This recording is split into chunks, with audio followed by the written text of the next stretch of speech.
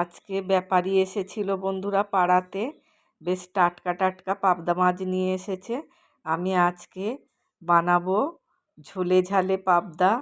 প্রথমে আমি পাবদা মাছগুলোকে লবণ, হলুদ, লঙ্কার গুঁড়ো আর তেল মাখিয়ে ভেজে নিচ্ছি। আর সর্ষের তেলে প্রথমে কড়াই দিয়ে হলুদ আর লবণ দিয়ে দিয়েছি।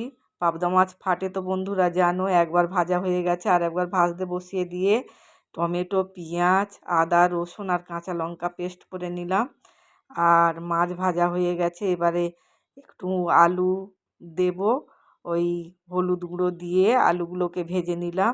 আর ওই কড়াইতে আবার সর্ষের তেল দিয়ে তেজপাতা, জিরে আর শুকনো লঙ্কার ফোড়ন দিয়ে পেস্ট করা মশলা, হলুদ গুঁড়ো, লঙ্কার গুঁড়ো, জিরের গুঁড়ো আর লবণ দিয়ে একটু জল দিয়ে ভালো করে কষিয়ে নিলাম। তেল ছেড়ে যেতে ভাজা আলুগুলোকে দিয়ে দিলাম। আমার কাছে কড়াইশুঁটি ছিল, একটু দিয়ে দিলাম, না দিলেও কোনো ব্যাপার নেই।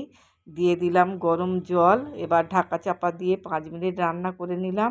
আলু সিদ্ধ হয়ে যেতে মাছগুলোকে দিয়ে দিলাম, দিয়ে আবার 2 মিনিট ঢাকা চাপা দিয়ে রান্না করে নেব। রেডি আমার ঝোলে ঝালে পাবদা। কেমন হয়েছে বন্ধুরা কমেন্টে জানিও। যদি আমার চ্যানেলটাকে সাবস্ক্রাইব করে না থাকো, চ্যানেলটাকে সাবস্ক্রাইব করে দিও। সবাই ভালো থেকো, সুস্থ থেকো। আবার দেখা হবে একটা নতুন ভিডিওতে।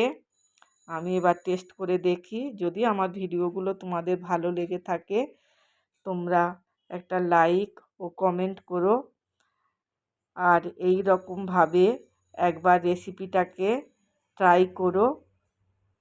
এখন আসি বন্ধুরা, আবার দেখা হবে। দারুণ হয়েছে বন্ধুরা, টাটা।